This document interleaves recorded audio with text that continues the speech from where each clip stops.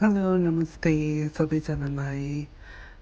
हजुरहरूले टिकट देखेर थाहा पाउनु नै भयो होला। आज चाहिँ हामीहरू गार्डन अफ ड्रिम्समा गएको थियौँ सबैजना साथीहरू मिलेर। अनि त्यहाँनिर खुब रमाइलो भयो, राम्रो रहेछ।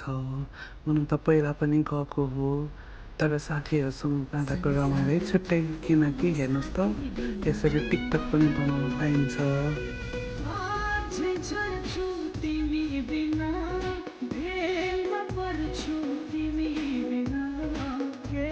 तिमीले त हैन तिम्रा भाकाहरूले मेरो मुटु छोइसकेछन्। मैले पनि हैन त्यति मात्रै कहाँ हो र, अघि नै फ्रुट्सहरू ल्याउनु भएको थियो साथीहरूले, त्यो पकाएर अर्को साथीले कुरकुरे ल्याउनु भएको रहेछ। यसो यो पनि खाइहाल्यो नि। उता साथीहरू हेर्नुहोस् न मस्त छन् है।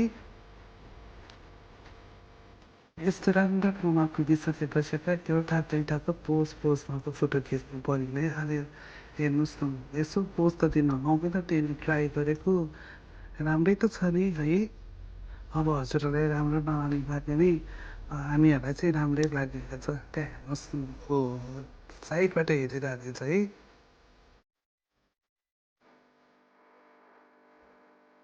ए साथीहरूको पनि पोज त खत्रै छ नि।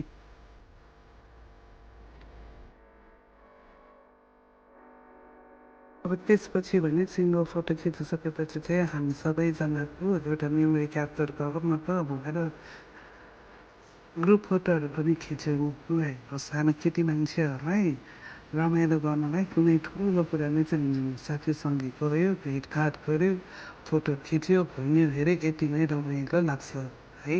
हजुरहरूलाई पनि त्यस्तै हो कि हामीलाई मात्रै यस्तो हो?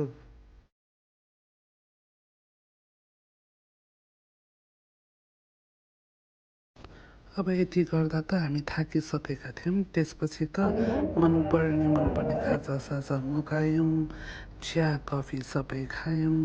अनि त्यसपछि आफ्नो घरतिर लाग्यौँ। धन्यवाद।